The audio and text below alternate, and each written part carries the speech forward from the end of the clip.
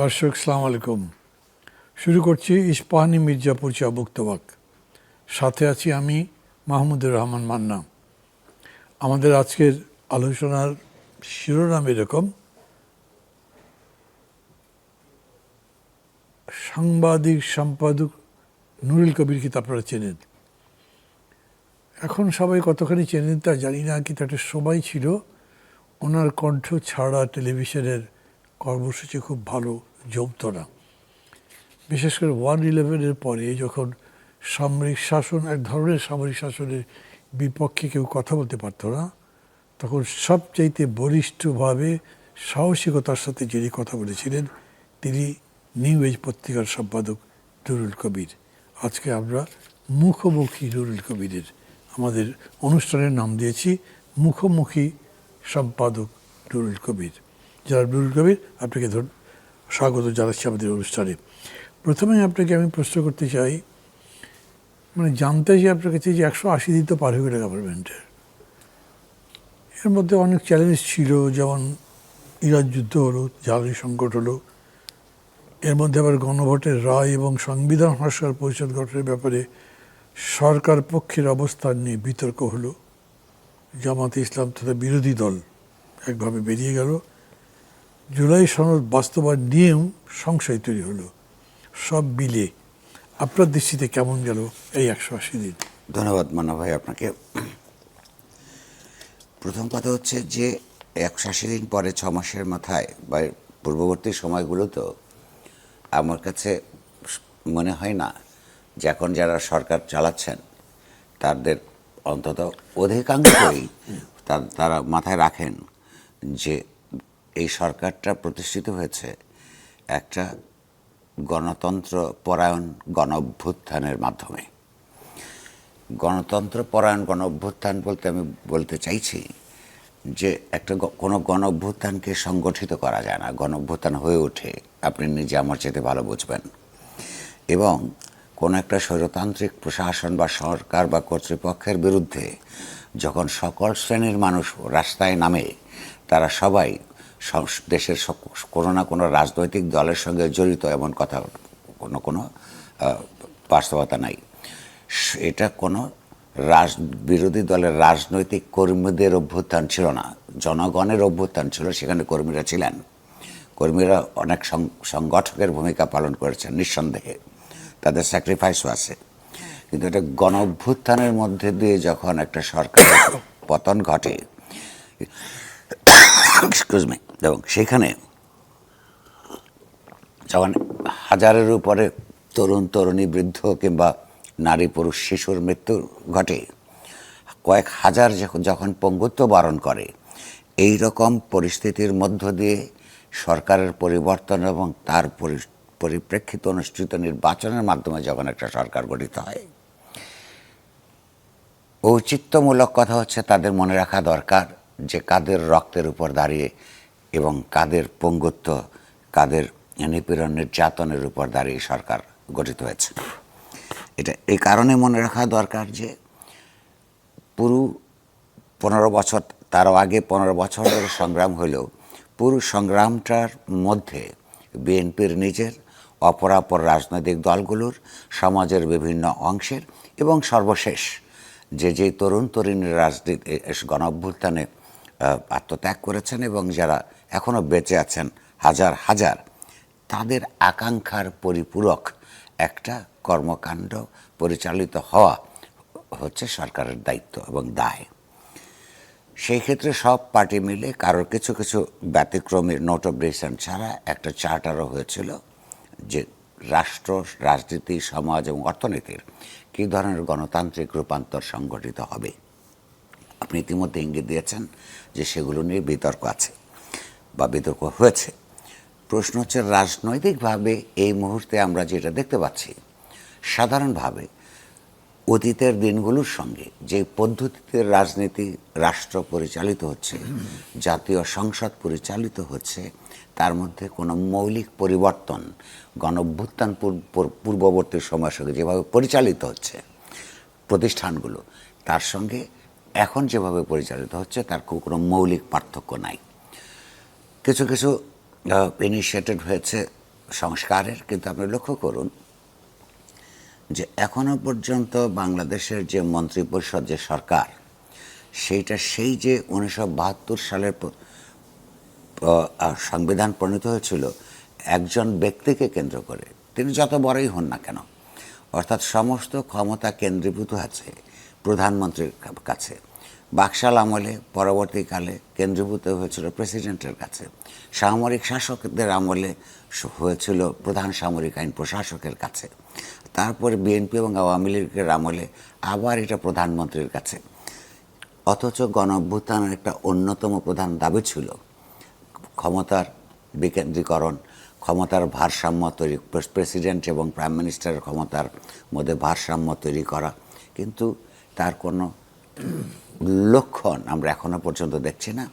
এবং তারা মুখে যে সমস্ত কথাবার্তা বলেছে, নির্বাচনী ম্যানিফেস্টোতে বলেছে, সংস্কারের চার্টারের মধ্যে বলেছে, সেগুলো আমরা পরিষ্কারভাবে কোনো গণতান্ত্রিক রূপান্তরের সম্ভাবনা দেখতে পাচ্ছি না।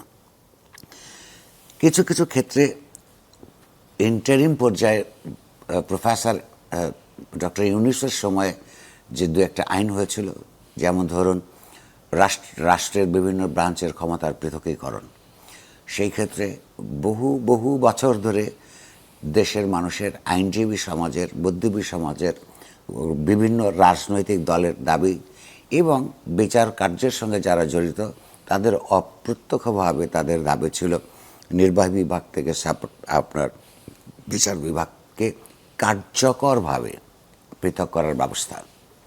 সেখানেও আমরা দেখতে পেলাম যে সেই যে আইনটা বানানো হয়েছিল সেই আইনটাও পরিবর্তন করা হয়েছে, সেগুলো বাতিল করে দেওয়া হয়েছে, নতুনভাবে এখনো পর্যন্ত করা হয়নি।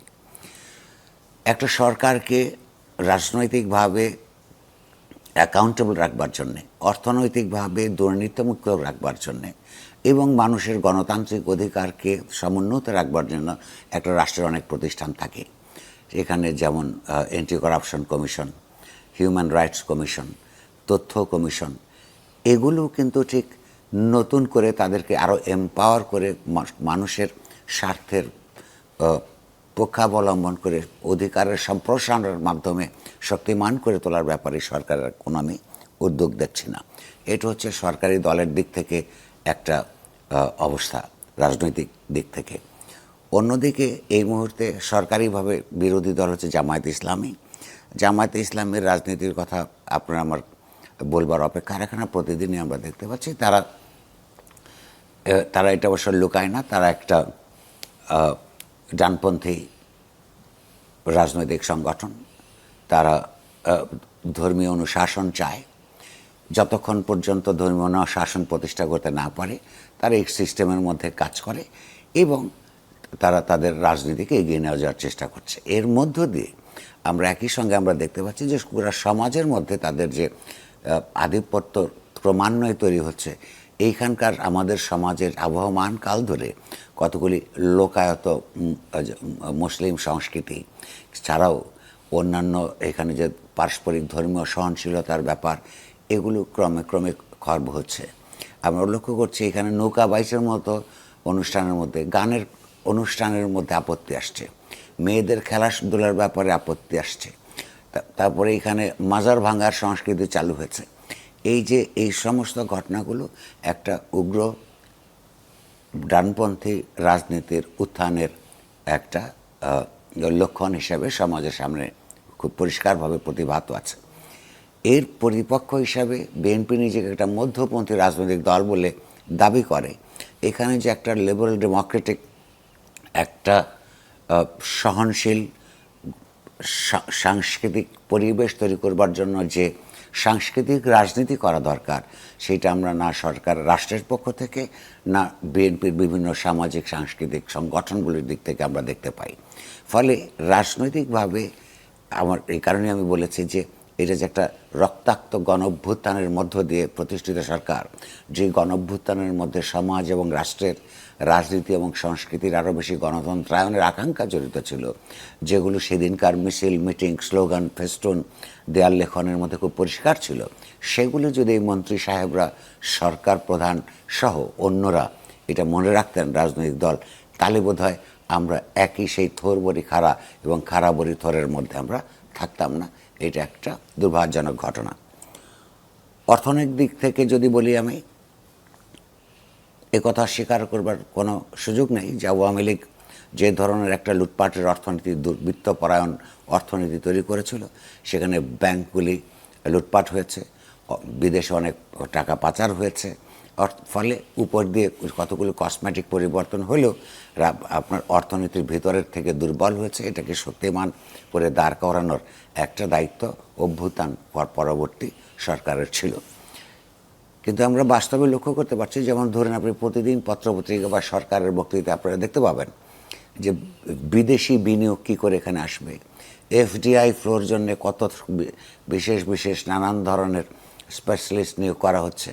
কিন্তু তারা যেটা অনুমান করি আমি যে বুঝতে পারছে না, সেটা হচ্ছে এই যে একটা দেশের যখন নিজেদের শিল্প বন্ধ হয়ে যায়, যখন রাজনৈতিক স্থিতিশীলতা বা অর্থনৈতিক স্থিতিশীলতা থাকে না, তখন আপনি যত বিদেশি বিনিয়োগের জন্য চেষ্টা করেন না কেন, যত MOU আপনারা স্বাক্ষর করেন না কেন, এটা শেষ পর্যন্ত এই বিনিয়োগটা আসবে না। এই কারণে যে বিনিয়োগকারীরা কোনো দেশেই, বিদেশি বিনিয়োগকারীরা কোনো দেশেই যায় না সেই দেশের উপকারের জন্যে।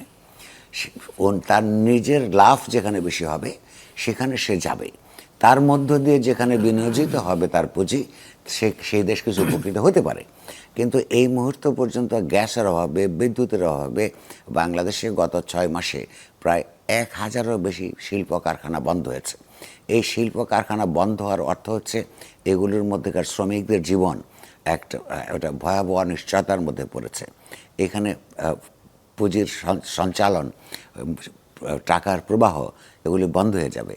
ব্যবসা বাণিজ্যের যদি এই অবস্থা হয় গ্যাস এবং বিদ্যুতের অভাবে, এবং এর অর্থ হচ্ছে যে বাংলাদেশের অর্থনীতি অত্যন্ত দুর্বল অবস্থার মধ্যে পড়েছে। এবং এইটা সরকারের মন্ত্রীদের কথা যদি আমরা সত্য ধরে নেই, গ্যাসের মন্ত্রী বলেছেন যে আমাদের এখন দিন গোনা ছাড়া কোনো পথ নাই, 2 বছর লাগবে। অর্থমন্ত্রী বলেছেন যে এখন এই সংকটের ব্যাপারে তাদের পুরোপুরি সংকটটা তাদের নিয়ন্ত্রণের মধ্যে নেই। এটা তো একটা অত্যন্ত হতাশাজনক কথা। অর্থাৎ 2 বছর ধরে গ্যাস চুলা জ্বালানো থেকে বাড়ির শুরু করে ইন্ডাস্ট্রির বিভিন্ন ফ্যাক্টরির মধ্যে 2 বছর বসে বসে গুনবে, তাহলে এই শ্রমিক কর্মচারীদের কী হবে? ব্যাংক থেকে টাকা এনে যে সমস্ত শিল্পপতিরা বিনিয়োগ করেছেন তার সুদ কীভাবে দেওয়া হবে? এরও আগের ঘটনা হচ্ছে যে জুলাই আন্দোলনের সময়ে আপনি লক্ষ্য করুন, জুন মাস ছিল, জুলাই মাস ছিল, অনেক ধরনের কলকারখানার যারা ঋণ নিয়ে, বড় ব্যবসা ঋণ নিয়ে হয় ব্যাংক থেকে, এটা ব্যাংকেরও ব্যবসা, সরকারেরও আপনার শিল্পেরও ব্যবসা। তো সেখানে অনেকগুলি ব্যাংক অনেক কারখানাকে রিশিডিউলিং করতে পারে নাই। আন্দোলন শেষ হলে করবে তারা কথা দিয়েছিল, কিন্তু শেষ পর্যন্ত অনেকেরটাই করা হয় নাই। যাদের রাজনৈতিক প্রভাব ছিল, বিএনপির সঙ্গে সরাসরি সম্পৃক্ত, তারা শেখ হাসিনা সরকারের পতনের 1 সপ্তাহের মধ্যে রাজনৈতিক প্রভাব দিয়ে বড় বড় নেতাদের অথবা বড় বড় আপনার কারখানার মালিকদের, তারা সেটা করে ফেলতে পেরেছে। মাঝারি শিল্প, ছোট ছোট যারা শিল্পে ছিল, যারা বহু বছর ধরে এগুলোকে দাঁড় করিয়েছে, আস্তে আস্তে করছে, তারা তখন একবার সেই ধাক্কায় কতগুলি বন্ধ হয়েছে, এখনও খোলে নাই। পরবর্তীকালে এখন এই গ্যাস এবং বিদ্যুতের অভাবে আরেক পশলা এই ঘটনা ঘটতে যাচ্ছে। এইটা থেকে বেরোনোর কি পথ? সরকারের কাছ থেকে কোনো সুনির্দিষ্ট কিন্তু আমরা কোনো সেন্স অফ ডিরেকশনও দেখতে পাচ্ছি না। মানুষ প্রশ্ন করে আমাদের দেখলে যে এই সরকারের বিভিন্ন মন্ত্রণালয়ের সমস্ত যত মন্ত্রী আছে, তার সঙ্গে একটা প্রতিমন্ত্রী আছে, কোথাও এখন 2টা প্রতিমন্ত্রী হয়েছে, সঙ্গে উপদেষ্টা আছে। এত উপদেষ্টা সম্বলিত কোনো সরকার বাংলাদেশ কখনো দেখে নাই। তাহলে এতগুলি উপদেষ্টা, এতগুলি মন্ত্রী, প্রতিমন্ত্রী, তাদের মধ্য থেকে এখন সরকার যদি বলে যে 2 বছর অপেক্ষা করতে হবে বা কী করতে হবে, পুরো নিয়ন্ত্রণ তাদের উপর, পরিস্থিতির উপর নাই, এটা আমি মনে করি বাংলাদেশের জন্য অত্যন্ত দুর্ভাগ্যজনক একটা ঘটনা। এই অর্থনৈতিক অবস্থার যদি অব্যাহত থাকে এরকম, দেশে পেটি ক্রাইমস বাড়বে, মানুষের আপনার কর্মসংস্থান কমতে থাকবে, চাকরি হারাবে এবং সেগুলোর নেতিবাচক প্রভাব সমাজের আইনগত অবস্থার উপর এগুলি পড়বে। ফলে সমাজে এক ধরনের বিশৃঙ্খলা দেখা দেওয়ার একটা সম্ভাবনা তৈরি হয়েছে। এটা এই সরকারের রীতিমতো বড় ধরনের ব্যর্থতা বলে আমি মনে করি। এখনো পর্যন্ত আপনি লক্ষ্য করবেন যে প্রধানমন্ত্রী নিজে সুন্দর সুন্দর কথা বলেন, আর লোকের স্বাভাবিক জীবনযাপনের একটা ধারণা দেন, টি শার্ট পরে কিংবা সাধারণ শার্ট পরে চলাফেরা করেন। এটাতে মানুষ হয়তো তাকে অনেক ভালোবাসে, কিন্তু তাদেরকে রাজনীতিক হিসেবে, সরকার প্রধান হিসেবে তার মনে রাখা দরকার, কিংবা তার উপদেষ্টাদের তাকে জানানো দরকার, বলা দরকার যে মিষ্টি কথায় কিন্তু শেষ পর্যন্ত মানুষের যে বাস্তবিক সমস্যার সমাধান হয় না, এবং যদি না হয় উনি সুন্দর কথা বলতেন, সেইটা দিয়ে কিন্তু আপনার দেশের অর্থনৈতিক এবং রাজনৈতিক স্থিতিশীলতা অব্যাহত থাকবে না। সবচেয়ে বড় কথা, আমি আপনার সাথে একটা আশঙ্কার কথা বলে যাই। তারা হয়তো, যারা এখন রাষ্ট্র পরিচালনা করেন, তারা হয়তো মনে করতে পারেন তাদের 2/3 মেজরিটি আছে সংসদে এবং তাদের বিরাট পার্টি, সে কারণে তারা অনেক দিন ধরে পপুলারিটি ধরে রাখতে পারবেন। এইটা যদি মনে করেন তাহলে একটা ভুল হবে। বড় বড় গণ অভ্যুত্থানের পরে মানুষ এই গণ অভ্যুত্থানগুলি মানুষের এক ধরনের ভেতর একটা ক্ষমতায়নের ধারণা তৈরি করে। যদি আপনার মানুষের সব বাস্তব সমস্যার সমাধান করতে ব্যর্থ হয়, তার পাশাপাশি মানুষ যদি দেখে যে মন্ত্রী, এমপি কিংবা সরকারি দলের লোকেরা তাদের ধন সম্পদ বৃদ্ধি পাচ্ছে, তখন তাদের বাড়িঘর আক্রমণ করবার জন্যে কিন্তু 17 বছর অপেক্ষা করবে না। কারণ এই 17 বছর পরে অনুষ্ঠিত যে গণঅভ্যুত্থান, সেইটার মধ্য দিয়ে সে যে এমপাওয়ার্ড ফিল করে, সে কিন্তু রাস্তায় নামবে। লক্ষ্য করুন, আজকে আমরা যখন কথা বলছি, এই দিনই বুরুঙ্গামারিতে সারের সিন্ডিকেশন যখন হয়েছে বলে এলাকার মানুষের কাছে মনে হয়েছে, তখন কিন্তু কৃষকরা সার লুট করে নিয়ে গেছে। অর্থাৎ সে যখন দেখবে, আজকের খবর বলছেন এটা? জি। তো প্রশ্নটা হচ্ছে যে যখন দেখবে যে সব কিছু ঠিকঠাক চলছে না, তার সে ন্যায্য পয়সা দিয়ে কিনবার জন্য তার সারের পর্যাপ্ত সরবরাহ হচ্ছে না, সরকারের নির্ধারিত দামে না দিলে সিন্ডিকেটের লোকেরা আপনার দাম বাড়িয়ে দিচ্ছে, তখন কিন্তু এই গণঅভ্যুত্থানের মধ্য দিয়ে যে শক্তিমান সে নিজেকে বোধ করেছে, যে এত বড় একটা সরকারকে তার সমস্ত পুলিশ, মিলিটারি, দলীয় মার্শাল যাকে উপড়ে ফেলা যায়, উৎখাত করে বিদেশে পাঠিয়ে দেওয়া যায়, সেইখানে এই যে বিভিন্ন ছোট ছোট এমপি এলাকাগুলো, এটা কিন্তু খুব নস্যি জনগণের কাছে। এইটা যদি এই সরকার গণঅভ্যুত্থানের অন্তর্গত শক্তি এবং তার যে দীর্ঘস্থায়ী প্রভাব, এইটা যদি বুঝতে না পারে, মনে রাখতে না পারে, দেশ তো বিপদে পড়বেই, তারা নিজেরাও বিপদে পড়বেন। সাংস্কৃতিক দিক থেকে ইতিমধ্যে আমি আপনাকে ইঙ্গিত দিয়েছি। আপনি লক্ষ্য করুন যে আমি একটা কথা বলবো যে সমাজের তথ্য সরবরাহের প্রশ্নে আগে আওয়ামী জমানায় যে ধরনের প্রতিবন্ধকতা রাষ্ট্রীয়ভাবে, দলীয়ভাবে তৈরি করা হতো, সেগুলি এই মুহূর্তে অনুপস্থিত। ছোট ছোট ছোট ছোট কিছু কিছু লক্ষণ দেখা যায়। কিন্তু আরেকটা কথা মনে রাখতে হবে আমাদের, অন্তত সরকারের, যে যেই অবস্থা আওয়ামী লীগ আমলে ছিল, সেগুলো লোকেদের পছন্দ হয় নাই বলেই গণ অভ্যুত্থানের মানুষ রক্ত দিয়েছে। ফলে আওয়ামী লীগ এই কাজ করত, সুতরাং এইটা বিএনপিরও করার অধিকার আছে বা ন্যায্যতা আছে, এই চিন্তা বিএনপিওয়ালাদের মাথা থেকে সরিয়ে দেওয়া দরকার, জামাত ইসলামের মাথা থেকে এটা সরিয়ে দেওয়া দরকার। আপনি লক্ষ্য করুন, এই যে বিচার প্রক্রিয়াটা চলছে আইসিটিতে, আমাদের প্রফেশনের দিক থেকে এবং একজন সচেতন নাগরিক হিসেবে দাবি করে আমি বলতে চাই যে যারা গণতন্ত্র চেয়েছে বলে শিক্ষার্থীদের উপর গুলি করেছে, হত্যা করেছে, সেইখানে যিনি এইটার হুকুম দিয়েছেন, যারা এই হুকুম বাস্তবায়ন করেছেন এবং ঘটনাটা ঘটে যাওয়ার পরে যারা সেইটা সমর্থন করেছেন, তিনটেই অপরাধ। কিন্তু এই তিনটা একই মাত্রার অপরাধ হতে পারে না।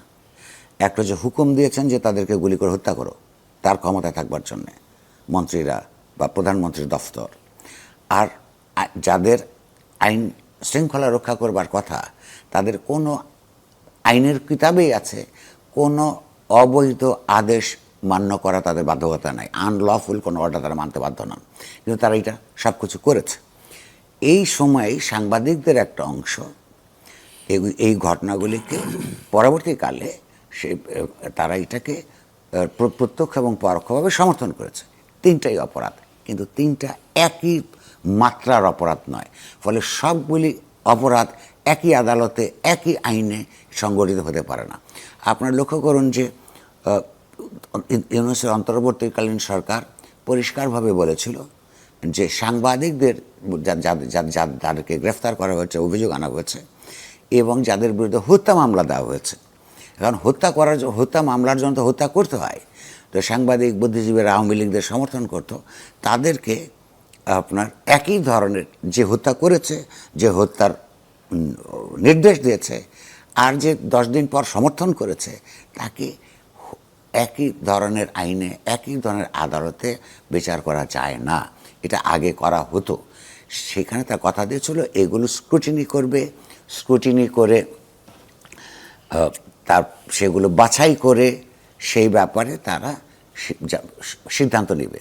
বিএনপি যখন ক্ষমতায় ছিল না, তাদের নেতা নেত্রীরাও এই কথাটা বলেছে, ক্ষমতায় আসবার পরেও বলেছে, যেগুলো আমরা দেখছি। কিন্তু আমরা দেখতে পাচ্ছি যে, আমি একটা উদাহরণ দিই, এই উদাহরণটা হয়তো আপনার নিজের কাছেও আমার কাছেও বটে, কারণ আমরা দুইজনেই এক সাংবাদিকের ভিকটিম হয়েছিলাম অন্তত জীবন একবার। সে মোজাম্মেল বাবু, 71 টেলিভিশন আপনাকে আমাকে সহ তার সে অন্যায়ভাবে অনেক কাজ করেছে।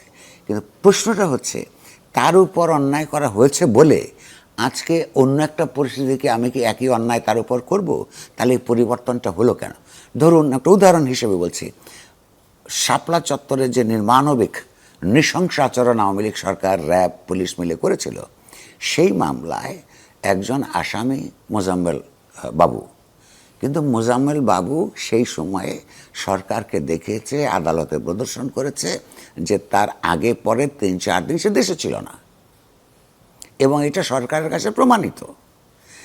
এখন তাকে সেই মামলায় যদি তাকে আপনার আইসিটির অধীনে অনলি বিকজ আওয়ামী লীগ এবং বিএনপি এবং জামাতের কিছু লোক তার উপর রাগ তো আপনারও আমারও আছে, নিশ্চয়ই সেই কারণে তাকে এই মামলা দেওয়া যায় না।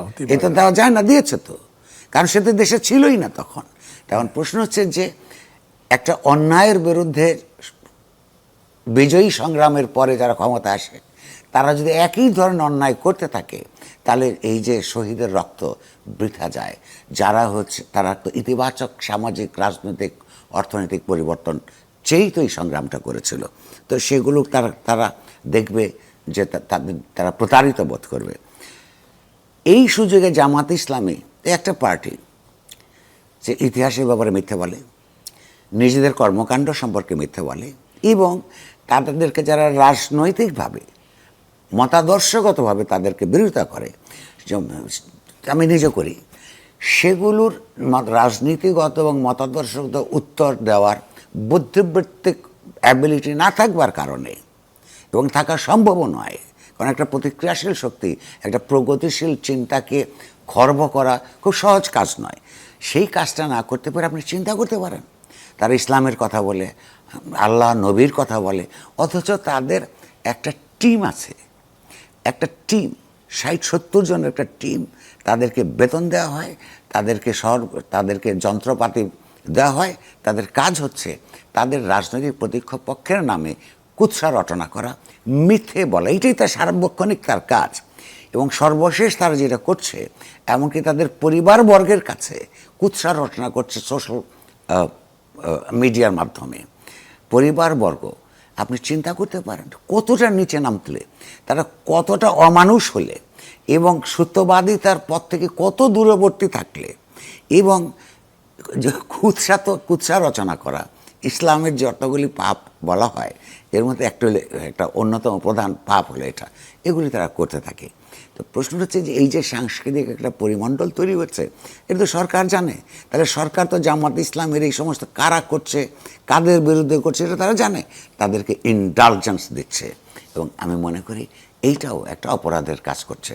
ফলে যেটা দাঁড়ায় রাজনৈতিক, অর্থনৈতিক এবং সাংস্কৃতিকভাবে আমাদের এই সরকারকে নিয়ে, বিশেষত গণঅভ্যুত্থানের পরিপ্রেক্ষিতে প্রতিষ্ঠিত এই সরকারকে নিয়ে সন্তুষ্ট থাকবার কোনো সুযোগ আমি দেখছি না। Thank you.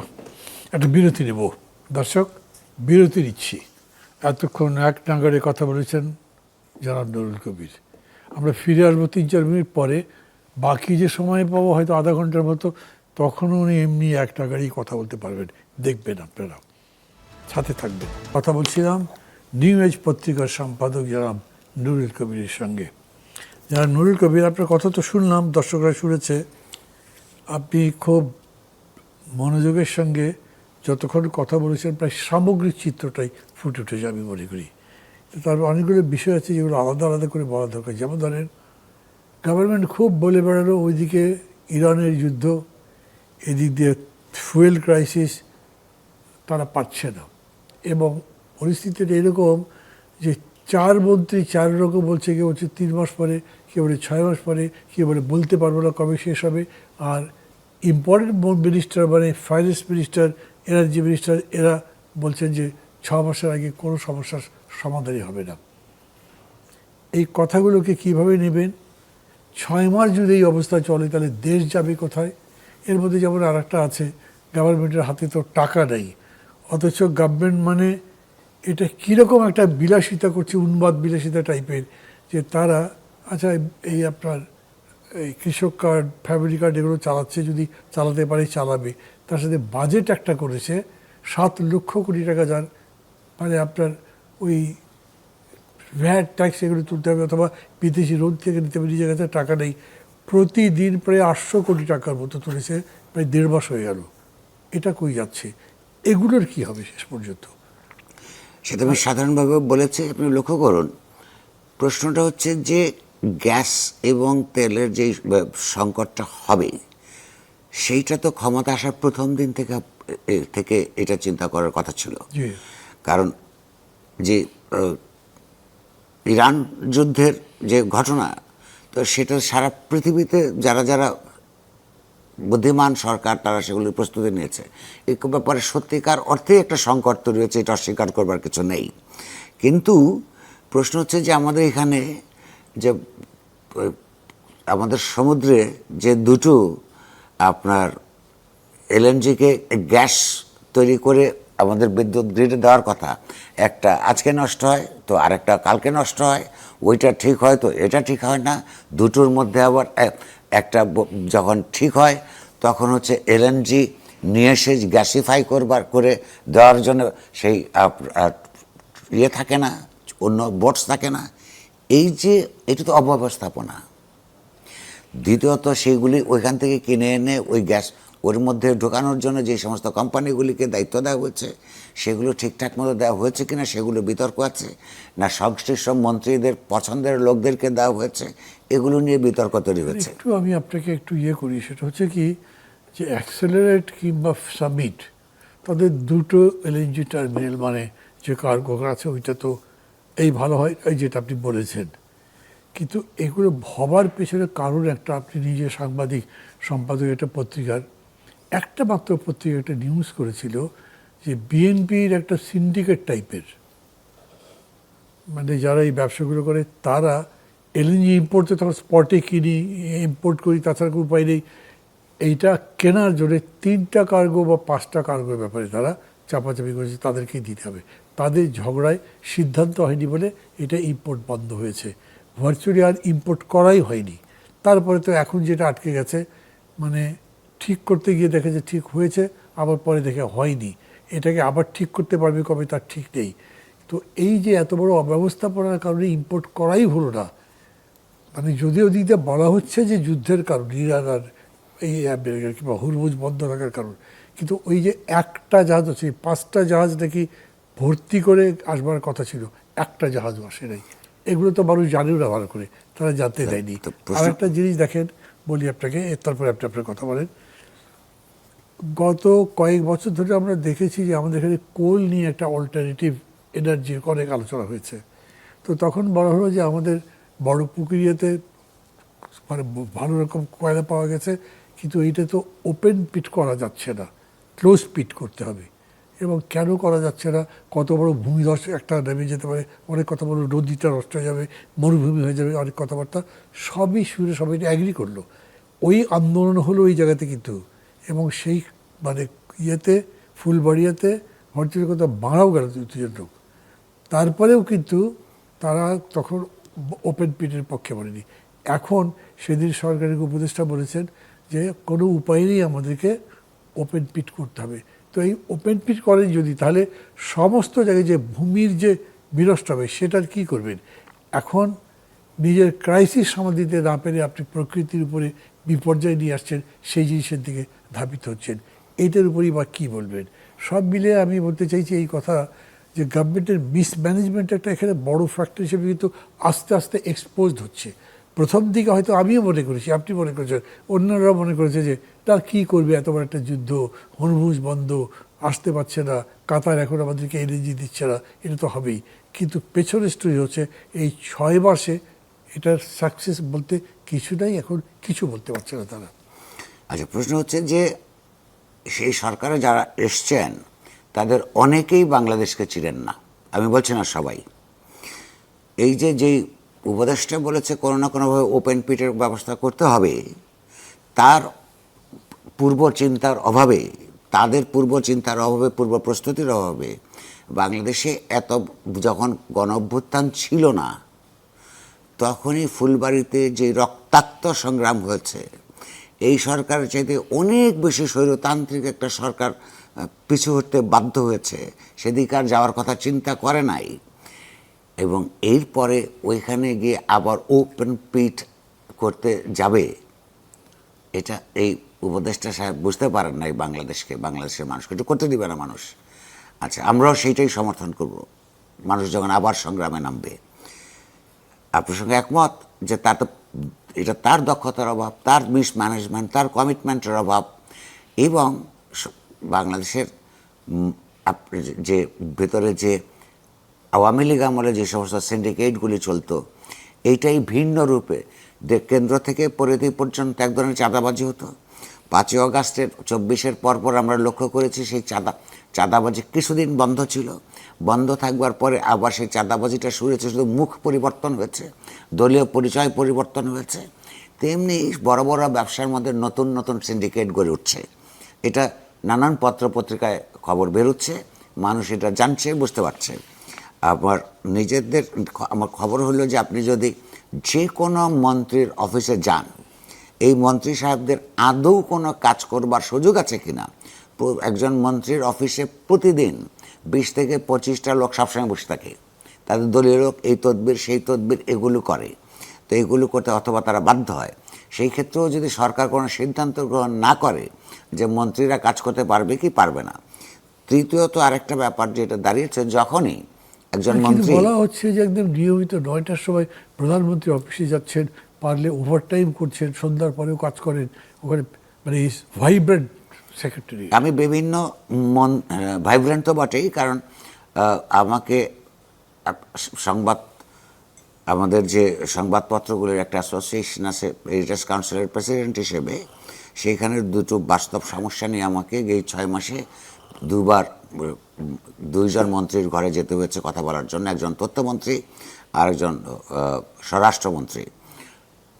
তো এই যাবার পথে যেগুলি মন্ত্রণালয়ে পড়ে এবং যা খবর পেলাম, এটার মধ্যে তো কোনো মন্ত্রীর পক্ষে কাজ করা সম্ভব না। আর মন্ত্রীরা যখন তদবির করতে থাকবেন, মন্ত্রণালয়কে যখন তার দলীয় লোকের কার্যালয়ে পরিণত করবেন, তার একটা তাৎক্ষণিক রেজাল্ট হবে ব্যুরোক্রেসির উপর, আমলাতন্ত্রের উপর তিনি প্রভাব হারিয়ে ফেলবেন। আমরা খবর পাচ্ছি, আমি যদি আপনি জিজ্ঞেস করেন তো না করতেই বলছি, যে আমি তো একটা অ্যাসাইনমেন্টে দিয়েছি কয়েকজনকে, যে মন্ত্রীদের উপর যারা নির্বাচিত প্রতিনিধি, তাদের উপর আমলাতন্ত্রের প্রভাব গণ অভ্যুত্থানের পরে কি বৃদ্ধি পেয়েছে না কমেছে। আমাদের যে রিপোর্ট আসছে, সেটা আমরা লক্ষ্য করতে পারছি যে বৃদ্ধি পেয়েছে। কারণ হচ্ছে মন্ত্রীরা সময় মতন বা সঠিকভাবে তার আপন আপন ইস্যুগুলি যখন বুঝতে পারে না কিংবা ঠিক মতো কাজ করে না, তখন আমলাতন্ত্র সবসময় এটা সুযোগ গ্রহণ করে, সে অবস্থার দিকে যাচ্ছে। ফলে একদিকে যে আপনার অর্থনীতি ম্যানেজমেন্টের যে একটা অদক্ষতা, তার সঙ্গে যদি দুর্নীতি প্রবণতা এবং এই সিন্ডিকেট যদি যুক্ত হয়, তাহলে বাংলাদেশের অর্থনীতি খুব দ্রুততর সময়ের মধ্যে খারাপ অবস্থায় চলে যাবে। সেইটার বিরুদ্ধে রুখে দাঁড়াবে কিন্তু এদেশের মানুষ। সেই ব্যাপারে আমার মনে হয় সরকারের কোনো চিন্তার দিক থেকে সতর্কতা আছে কিনা আমি এখনও নিশ্চিত না। আমাদেরকে আরেকটু অপেক্ষা করতে হবে। অপেক্ষা করতে করতে কোথায় যাবো সেটাই কথা। আমি আপনাকে বলেছিলাম যে গড়ে 800 কোটি টাকা ব্যাংক থেকে লোড করছে তারা। ওদিক দিয়ে ধরেন আমাদের বাজেট ঘাটতির পরিমাণ, সরকার কিন্তু ঋণ করতে হচ্ছে রেগুলারলি, রাজস্ব লক্ষ্যমাত্রা আহরণের লক্ষ্যমাত্রা করছে 7 লাখ কোটি টাকার মতো। কোনোভাবেই টাকা তুলতে পারবে তারা? বাজেট চালাবে যখন বাজেট প্রণয়ন হয় তখন এই আলোচনাগুলি উঠেছিল যে এইটা একটু ওভার অ্যাম্বিশাস আপনার রাজস্ব আদায়ের। আর গত 6 মাসে আপনার না, বিশেষত জুন থেকে শুরু করে আপনার রাজস্বের যে আপনি যদি খণ্ড খণ্ড করে দেখেন, যেই সময়গুলোতে যত টাকা আসবার কথা মান্তোয়ারি, সেগুলো তো আসছে না। আর দ্বিতীয়ত যদি আপনার ফ্যাক্টরি বন্ধ হয়, ব্যবসা বাণিজ্য গতি স্লথ হয়ে আসে, মানুষ যদি চাকরি হারায়, কর্মসংস্থানের অভাব ঘটে, তখন তো 2 ধরনের ঘটনা ঘটবে। রাজস্ব আদায় আরও কমে যাবে এবং একই সঙ্গে ধরেন এই যে 18 লাখ সরকারি কর্মকর্তাদের বেতন আপনার 100% পর্যন্ত বৃদ্ধি করার যে ঘোষণা দিয়েছে, এবং সেটা যদি বাস্তবায়ন হতে থাকে এবং সমাজের অন্যান্য অংশ যখন দারিদ্র্যের মধ্যে পড়বে, তখন অন্য ধরনের এক ধরনের ইনফ্লেশন তৈরি হবে। সেগুলো অনেকগুলি সমস্যা এবং সামনে আসতে পারে। সেগুলো অ্যাডজাস্ট করবার যোগ্যতা এবং কমিটমেন্টের উপর নির্ভর করবে বাংলাদেশ এটাতে কীভাবে বাঁচতে পারবে। রামিক্সের উপর তো আরও অনেক প্রশ্ন করা যেতে পারে, কিন্তু আমি আপনার একটা বিষয় যেটা তুলেছি সেটার উপর যাই। অন্তর্বর্তী সরকারের সময় করে 133টা অধ্যাদেশের মধ্যে বিচার বিভাগের স্বাধীনতা সংক্রান্ত 2টো অধ্যাদেশ, সুপ্রিম কোর্ট সচিবালয় আর একটা হচ্ছে সুপ্রিম কোর্টের মানে বিচারক নিয়োগ, সুপ্রিম কোর্টের নয়, বিচারক নিয়োগ অধ্যাদেশ, এটা বাতিল করা হয়েছে আপনি বলেছেন। এবং কয়েকটা গুরুত্বপূর্ণ অধ্যাদেশে বলেছে যাচাই বাছাই করে আবার দিবে, মানে সেগুলো পাশ হয়নি। 133টা অধ্যাদেশের সবগুলো তো সংস্কারের সাথে যুক্ত ছিল না। এটা তো দৈনন্দিন কাজকর্ম চালাবার যে অধ্যাদেশগুলো ছিল, তার মধ্যে রাস্তার নাম বদল করা, কোনো ইউনিভার্সিটি এগুলো করা ছিল। কিন্তু যেগুলো অ্যাকচুয়ালি মানুষের গণতান্ত্রিক অধিকার নিশ্চিত করতে পারে বা ইকোনমিক রাইট এস্টাবলিশ করতে পারে, সেই ধরনের বিষয়গুলো ছিল এগুলো। যেমন যে সুপ্রিম কোর্ট সচিবালয় বাতিলগুলো, তারপরে ধরেন বলা হয়েছিল যে কনস্টিটিউশনাল পোস্ট, সংবিধিবদ্ধ এবং সাংবিধানিক, এগুলো যাতে ব্যালেন্স করে between prime minister and president. আমি একটু বলি ভাই একটা কথা, আমরা অনেক সময় এরকম বলি যে যাতে প্রধানমন্ত্রী এবং রাষ্ট্রপতির ক্ষমতার ব্যালেন্স করা হয়, এটা ঠিক এরকম নয় যে কনস্টিটিউশনে এই দুটা পাওয়ার ব্যালেন্স করাবে।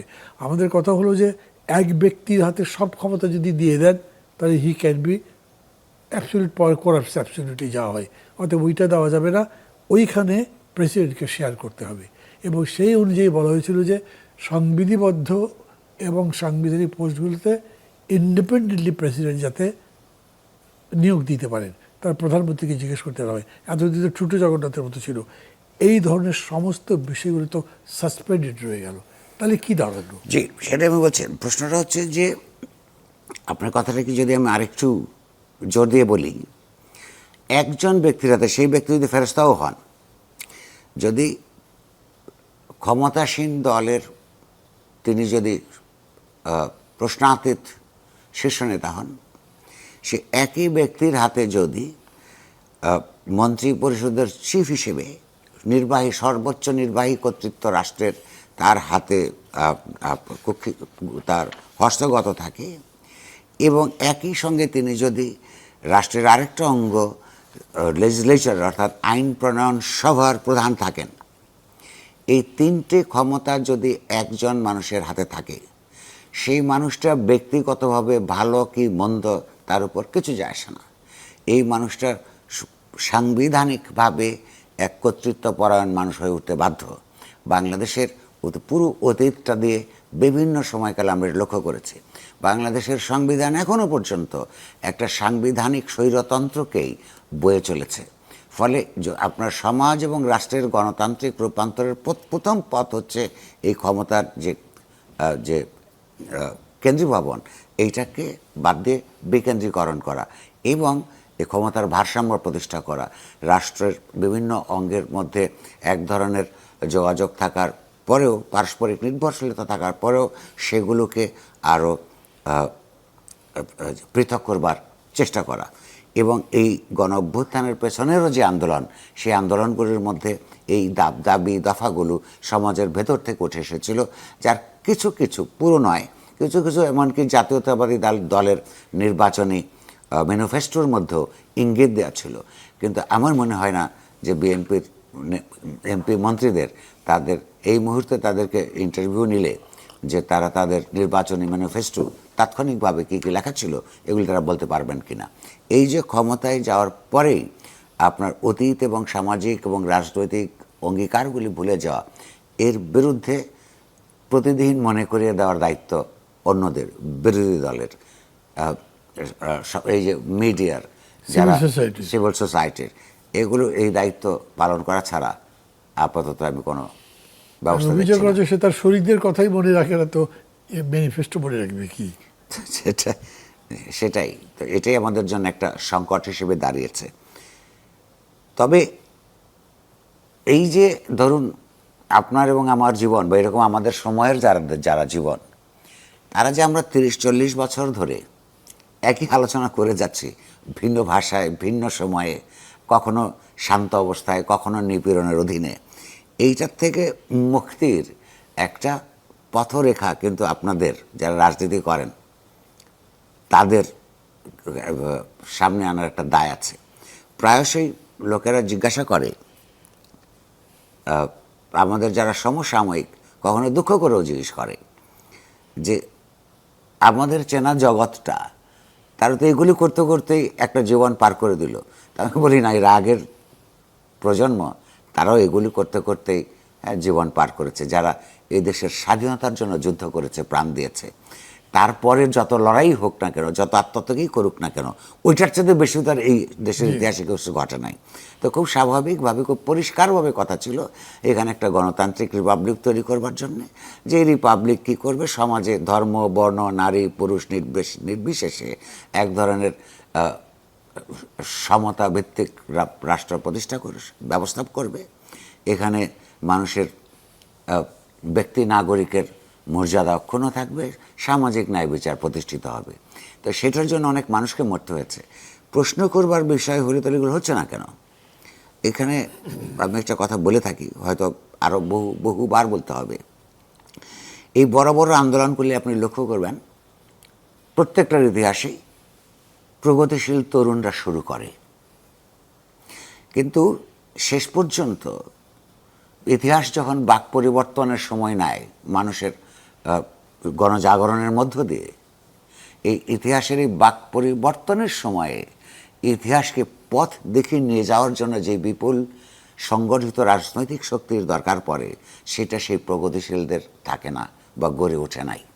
ফলে শেষ পর্যন্ত যারা একটা ন্যায়পরায়ণ সমাজ, রাষ্ট্রের গণতান্ত্রিক রূপান্তর, সমাজের একটা প্রগতিশীল বিকাশ এগুলো চায়, তার পক্ষে রাজনৈতিক সমাবেশ ঘটানো এবং রাজনৈতিক সাংগঠনিক শক্তি বৃদ্ধির করার কোনো বিকল্প আসলে আমাদের ইতিহাসের সামনে নাই। ফলে প্রতিদিন আমরা এই সরকারগুলো যা করছে, এগুলি তাদের এগুলি করার কথা। ফলে আমাদের রাজনৈতিকভাবে, সাংস্কৃতিকভাবে বিকল্প রাজনৈতিক শক্তির উত্থানের জন্য কাজ করা ছাড়া সম্ভবত কোনো পথ আমাদের সামনে নাই। আপনি এই সব শেষে যে কথাগুলো বললেন, এই সবগুলো কথার সাথে আমি একমত আছি, কিন্তু এই আলোচনাগুলো আবার এখন করার মতো আমার সাথেই সময় নেই। খুবই একটা ইম্পর্টেন্ট আলোচনা। এরপরে কোনো সময় যদি আপনাকে ডাকি, আপনার সময় হয়, তাহলে নিশ্চয়ই আমরা সেটা করতে পারবো। কারণ এই যে বিকল্প যে ধারণার কথা বলছেন, এটা সব মানুষের আকাঙ্ক্ষার মধ্যে আছে, কিন্তু তারা তার কোনো ম্যানিফেস্টেশন দেখে না। মানে আমরাও যারা এই রাজনীতি করছি বা যাদের ধারণ করি বা এগুলো বলি, তারা আমরা কোনো বাস্তব শারীরিক উপস্থিতি তাদের সামনে হাজির করতে পারি না। ফলে তারা এগুলো একটা বায়বীয় মনে করে এগুলো বলার জন্য বলা, এগুলো কোনোদিন হবে না, এই জন্য তারা তার পিছনে ভরসা করতে পারে না। অতএব চয়েসের কথা যখন বলবে তখন বিকল্প দিকে তারা ভাবেই না। যাই হোক, এখন ওগুলোর উপর আলোচনা করতে আর পারবো না, আমার হাতে অত সময় নেই। একটা প্রশ্ন আপনাকে করতে হবে আমার, কারণ এটা সবাই খুব আগ্রহ নিয়ে জিজ্ঞেস করছে।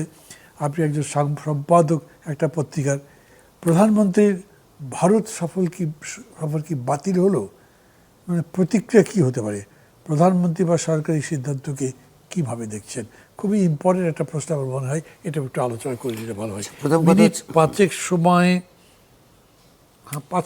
4 মিনিট সময় পাবেন। জি ধন্যবাদ। 4-5 মিনিট। আচ্ছা, প্রথম কথা হচ্ছে দুটো পার্শ্ববর্তী দেশের মধ্যে সুসম্পর্ক থাকা, একটা কার্যকর সম্পর্ক থাকা অত্যন্ত গুরুত্বপূর্ণ দু দেশের জন্যই। কিন্তু দুর্ভাগ্যজনকভাবে যুগের পর যুগ ধরে ভারতের বিশেষত বাংলাদেশের স্বাধীন হওয়ার পর থেকে ভারতের যত সরকারই আসুক না কেন, আমরা লক্ষ্য করেছি যে এটা ইতিহাসের প্রচুর তথ্য প্রমাণ দিয়ে আলোচনা করা যাবে, এর ঘন্টার পর ঘন্টার তথ্য প্রমাণ দেওয়া যাবে যে ভারতের যতটা না আগ্রহ বাংলাদেশের সঙ্গে সম্পর্ক গড়ে তোলা, তার চেয়ে বেশি ছিল আওয়ামী লীগের সঙ্গে সম্পর্ক গড়ে তোলা। সেখানে এক ধরনের ঐতিহাসিক ন্যায্যতা ছিল এই কারণে তাদের প্রথম দিকে যে বাংলাদেশের স্বাধীনতার যুদ্ধের সময় যেহেতু আওয়ামী লীগ নেতৃত্ব ভারত অবস্থান করেছেন, তাদের সঙ্গে যে ঐতিহাসিকভাবে সম্পর্কগুলি গড়ে উঠেছিল তার মধ্যে একটা সেন্টিমেন্টালিজমও ছিল, আবেগের দিক যেমন ছিল, তাদের পরস্পরকে চেনবার জানবার সুযোগও ছিল। সে কারণে তাদের সঙ্গে হয়তো সম্পর্কটা বেশি ছিল। কিন্তু সেটা দিয়ে একটা অন্য দেশের অর্থাৎ বাংলাদেশের দিক থেকে যেখানে রাজনীতির উত্থান পতন, নানান বিবর্তন, নানা ধরনের রাজনৈতিক সমাবেশ, এগুলোর ঘটনা ঘটেছে, কিন্তু এটা তারা কখনো করে নাই। সবচেয়ে দুর্ভাগ্যজনক হচ্ছে ভারত বিশেষত 2009-এর পরের ইলেকশনটার পরে যে 14, 18 এবং 24 হয়েছে, সারা পৃথিবীর মানুষ, বাংলাদেশের মানুষ তো বটেই, যখন প্রত্যাখ্যান করেছে, তারা তখন একটা স্বৈরতান্ত্রিক সরকারকে সমর্থন দিয়ে এটাকে আরও স্বৈরতান্ত্রিক হয়ে উঠতে সাহায্য করেছে। তো সেইটার যখন একটা অনিবার্য পতনের মুখে পড়ল, তখন তাদের পুরনো বন্ধুদেরকে ওইখানে তারা জায়গা দিয়েছে, সেটা ভারতের দিক থেকে দেওয়ার অধিকার আছে। কিন্তু বাংলাদেশ যখন দুই দেশের সঙ্গে এক্সট্রাডিশন ট্রিটি আছে, বাংলাদেশ রাষ্ট্র যখন পরিষ্কারভাবে তাদেরকে আইনের মধ্যে থেকে দ্বিপাক্ষিক সম্পর্কের ভিত্তিতে আন্তর্জাতিক আইনের অধীনে যখন এক প্রাক্তন প্রধানমন্ত্রীকে, যিনি এক দণ্ডিত আসামি, তাকে প্রত্যার্পণ করতে বলছেন, তারা এই ব্যাপারে কোনো কথা বলছেন না। এখন বিএনপি সরকারের দিক থেকে আমি যতদূর জানি, তাদের ঠিক উপর দিয়ে যত বৈরিতার রাজনীতির কথা বলে, ভেতরে ভেতরে যখন সরকারে যায় তখন একটা কার্যকর সম্পর্ক থাকার কথা তার চিন্তা করে। একই সঙ্গে আবার যে ভারতে যাবে, অথচ সেইখানে যার বিচার হয়েছে, যিনি একটা গণ অভ্যুত্থানের জন্য, গণ অভ্যুত্থানে অসংখ্য মানুষকে হত্যার জন্য দায়ী, ফাঁসির দণ্ডে দণ্ডিত আওয়ামী লীগের নিজেরই কথাবার্তা রাজনীতির মানদণ্ডে, এখন তাকে তারা বাংলাদেশ চাইবে না, চেয়েছে, এবং সে ব্যাপারে কোনো কথা হবে না, এবং কথা হলে সেটা লিখিতভাবে বলবে না। এটা তো হতে পারে না। আপনি লক্ষ্য করবেন, ঠিক গতকালকে, আজ এটা বোধহয় গতকাল হয়ে গেছে, আমরা শুধু একটা জিনিস কম্পাইল করেছি। ভারতের যে সমস্ত কূটনীতিক এখানে বিভিন্ন সময় হাই কমিশন হিসেবে ঢাকায় দায়িত্ব পালন করেছেন গত 20-30 বছরে, এবং কমপক্ষে 2 জন প্রাক্তন পররাষ্ট্র সচিব বাংলাদেশ সরকারকে রীতিমতো ধমকাচ্ছে, এবং তারেক রহমানের যদি ওখানে না যান বাংলাদেশের কী কী ক্ষতি হবে, তারেক রহমান কী কী ভুল করছেন, ইত্যাদি ইত্যাদি ইত্যাদি বলে ইন্টিমিডেটিং কথাবার্তা বলছে। আমি মনে করি বাংলাদেশ সরকারের সঙ্গে বাংলাদেশ সরকারের যে অবস্থানটা, যেটা খুব সামান্য অবস্থান, এটা কোনো কঠিন কিছু না। ভারত বাংলাদেশের বিরুদ্ধে যে অপরাধ প্রতিদিন করে চলেছে, বর্ডারে হত্যা করছে, পুশিং করছে, আমাদের ন্যায্য পানের হিস্সা দিচ্ছে না, এগুলো তো আলোচনা হতে হবেই, কিন্তু এটা অত্যন্ত সাধারণ কথা যে বাংলাদেশের প্রধানমন্ত্রী ওখানে যাবেন, প্রাক্তন প্রধানমন্ত্রী দণ্ডিত আসামি, তাকে প্রত্যার্পণ ব্যাপারে তারা কথা চেয়েছেন, সরকার কি বলে ভারত সরকার এবং তার অবস্থানটা লিখিতভাবে জানাবেন। এই দাবিটা অত্যন্ত ন্যায্য। এইটা বরং ভারত সরকার উচিত হবে এইটা মেনে তাদের অবস্থানটা তাদেরকে পরিষ্কার করে একটা নতুন করে দুই দেশের রাজনৈতিক বা কূটনৈতিক সম্পর্ককে ইজি করার দিকে যাওয়া, সে দুই দেশের জন্যই ভালো। Thank you. আপনাকে বিশেষভাবে ধন্যবাদ দিচ্ছি, আর বলে রাখছি যে আলোচনাটা আপনি সূত্রপাত করতে চাইলেন সেটা আমি কন্টিনিউ করতে চাইব, যদি আপনি সময় করতে পারেন। অন্য যারা আছে তাদের সাথেও কথা বলবো। দর্শক, শেষ করতে যাচ্ছি আমাদের আজকের অনুষ্ঠান। এতক্ষণ তো শুনলেন জনাব নুরুল কবিরের কথা। আমি ভূমিকাতে বলেছিলাম নুরুল কবির হচ্ছেন একজন শীর্ণকায় প্রচণ্ড সাহসী মানুষ। দেখলে চট করে বিশ্বাসই করতে ইচ্ছে করবে না যে এতখানি সাহস তিনি তার নিজের মধ্যে ধারণ করেন। এটা বোঝা গেছিল 1/11-এর সময়, যখন কেউ কথা বলতে পারেনি তখন তিনি বলেছিলেন। আজকে আবারও তিনি এখানে এসে অনেকগুলো সাহসী উচ্চারণ করেছেন, তার সাথে সাথে নতুন কিছু পথের দিশাও দেওয়ার চেষ্টা করেছেন। প্রথম প্রশ্ন তিনি করেছেন, এই যে অভ্যুত্থান যেটা গেল তার চরিত্রটা ঠিকমতো শাসক গোষ্ঠী বুঝতে পারছে কিনা। মানুষ কি বোঝে সেটা এখন বড় নয়, কারণ এই অভ্যুত্থানকে তার যথার্থ অভিধায় তার পরিণতিতে নিয়ে যাবার দায়িত্ব বা কর্তব্য তো বর্তমানে যারা ক্ষমতায় আছেন তাদেরই। মানুষের যে আকাঙ্ক্ষা সেটা বুঝতে পারাটাও সরকারেরই দায়িত্ব, এবং সেই বোঝা অনুযায়ী যাতে তাকে ডাইরেক্ট করা যায়, সেই পথে নেওয়া যায়, সেই কাজও তাদেরই করবার কথা। অতএব যখন বলা হচ্ছে নতুন একটা বাংলাদেশ করতে হবে, পুরনোর মতো নয়, যেই বাংলাদেশ আমাদের পছন্দ নয়, আমরা যেরকম দেশ চাই না, বরং যেরকম দেশ চাই যেখানে বুক ভরে শ্বাস নেওয়া যায়, কথা বলা যায়, জীবনযাপন করে আরাম পাওয়া যায়, মনে হয় জীবন একটা সুখদ জীবন, মনে হয় এই জীবনই কাম্য ছিল আমার। অনেক প্রাচুর্যের কথা বলা হচ্ছে না, আমরা বাংলাদেশ আজকের পরে কালকে হঠাৎ করে ধনী দেশ হয়ে যাব না, কিন্তু তারপরেও মনে হবে এই দেশেই আমার দেশ, এটা নিজের, এরকম করে একটা দেশ বানাবার। আর সেটার জন্যই গণতন্ত্র দরকার, মানুষের কথা বলবার অধিকার দরকার, গণতান্ত্রিক অধিকার দরকার, বিচার ব্যবস্থার স্বাধীনতা দরকার। এই সব কথাগুলো তিনি বলেছেন। কিন্তু সবচেয়ে বড় কথা কি, সেটা তখনই হবে যখন ক্ষমতায় যারা থাকবে তারা সেই পথে দেশটাকে নিয়ে যাবেন। আমি আপনি যারা শুধু টকশো করি অথবা কথা বলি অথবা পরস্পরের সাথে চলাফেরা করি, তাদের কথাই তো পরিবর্তনটা হবে না। সেই কারণেই আমাদেরকে ওই কাজ করা দরকার যেটা তিনি বলছেন, যে শাসন ক্ষমতায় সেই রকম মানুষদের দিতে হবে যারা জনগণের আকাঙ্ক্ষা বুঝবে, তাদের ত্যাগ তিতিক্ষা, তাদের আত্মত্যাগ, জীবনদান, তাদের পঙ্গুত্ব বরণের পরেও একটা সুন্দর জীবন এবং রাষ্ট্রের প্রত্যাশা করে, তাদের আকাঙ্ক্ষা অনুযায়ী শক্তি গড়ে তোলার কাজে আমাদের এগিয়ে আসতে হবে। দর্শক, চলুন সেই পথে আমরা অগ্রসর হব। এই প্রত্যাশায়, এই আশায় আমরা আজকের অনুষ্ঠান এখানেই শেষ করছি। ভালো থাকবেন সবাই। খোদা হাফেজ।